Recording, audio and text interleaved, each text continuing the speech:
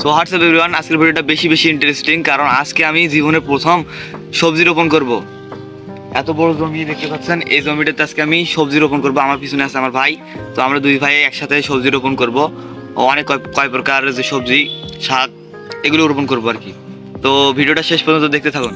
আমাদেরকে জমিটা ভালো করে চাষ করে নিতে হবে। চাষ করার জন্য কোনো ট্র্যাক্টর বা কোনো কিছু এই জমিতে প্রবেশ করা যাবে না, কারণ চারপাশে মানুষ ধান রোপণ করেছে, ধানের গাছগুলো অনেক বড় হয়ে গেছে। আর এই কারণে মানুষের জমির উপর দিয়ে কিন্তু ট্রাক্টর এখানে ঢোকানো যাবে না, তাই কেয়ার করার বাধ্য হয়ে হাতে কোদাল নিয়ে মাটিগুলো চাষার মতন করে চড়াইতেছিলাম, কারণ এখানে এই মাটিগুলো দূর দূরে না করলে অনেক সমস্যা হবে গাছ রোপণ করতে। তো গাইস, আমাদের মরিচের চারা আনতে হবে। তো আমাদের এখন যাইতে হবে মরিচের চারা আনতে, অনেক দূর যাইতে হবে। তো আমরা সাইকেল ধরে যাইতেছি।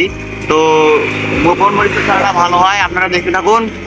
থেকে বেস্ট মরিচের চারাটা আমরা আনবো।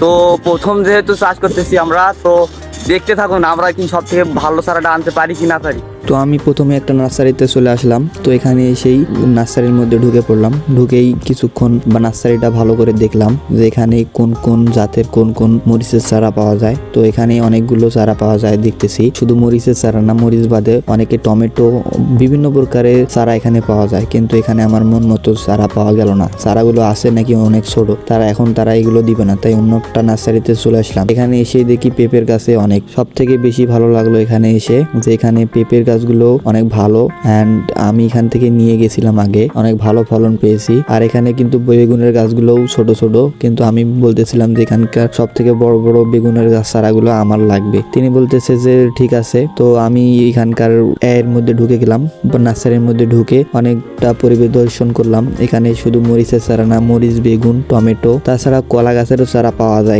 এখানে সব থেকে ভালো হইতেছে যে বেগুনের চারা, কিন্তু আমাকে নেওয়া লাগবে হইতেছে মরিচের চারা নেওয়ার জন্য আমি অনেক দূর থেকে এখানে এসেছি। আমাদের বাসা থেকে অনেকটা দূরে এই নার্সারিটা, তাই আমরা সাইকেল নিয়ে এসেছি। কি করার, আমাদের তো সেরকম বাজেট নাই যে টাকা খরচ করে আসবো, এজন্য সাইকেল করে এসেছি। এখানে এসেই কিন্তু সব থেকে বেশি ভালো হলো যে এত বড় একটা নার্সারির মধ্যে কিন্তু সব ধরনের চারা এখানে পাওয়া যায়। আমি শুধু মরিচের চারাই এখানে নেব, কারণ অন্য ধরনের চারাগুলো এখান থেকে নেব না, কারণ এখানকার সেরকম ভালো না। আর এখানে দেখতেছি করলার গাছও অনেক। তো সবশেষে আমরা এখানকার থেকে চারা নিলাম অনেকগুলো। এখান থেকে চারা নেওয়া আমাদের সব থেকে ভালো হয়েছে, আর আমরা ফাইনালি চারাগুলো রোপণ করব। ধন্যবাদ সকলকে, আসসালামু আলাইকুম।